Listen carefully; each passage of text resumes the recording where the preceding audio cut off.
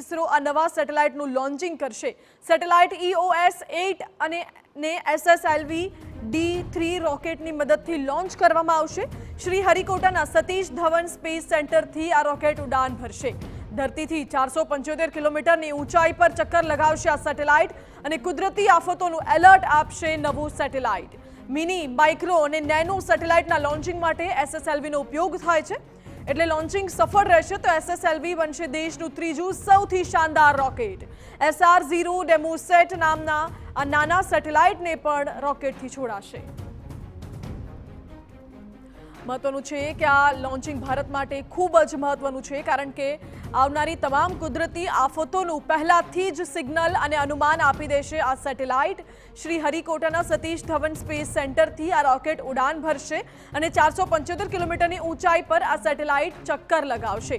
આ સેટેલાઇટના માધ્યમથી જે પણ કુદરતી આફત આવવાની હશે, દરિયામાં સાયક્લોનિક સર્ક્યુલેશન હશે કે વાવાઝોડું હશે કે કોઈ મોટી આફત કુદરતી જો આવવાની હશે તો એ પહેલાં જ ખબર પડી જશે કે આ વિસ્તારમાં કોઈ મોટી આફત અત્યારે સર્જાઈ રહી છે અને આટલા સમયમાં આ દેશમાં આ વિસ્તારમાં ત્રાટકી શકે છે। એટલે આ સેટેલાઇટ ખૂબ મહત્વનું હશે।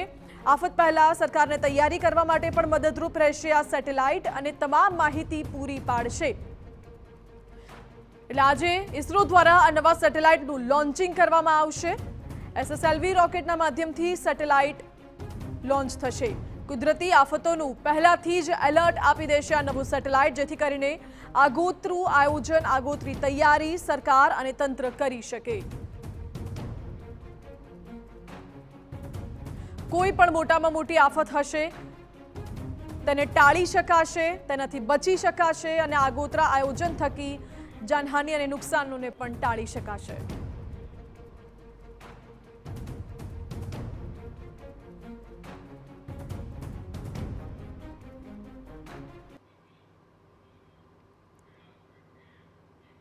સમાચાર હવે જૂનાગઢથી, જ્યાં સિવિલ હોસ્પિટલમાં ડોક્ટર પર હુમલાની ઘટના સામે આવી છે।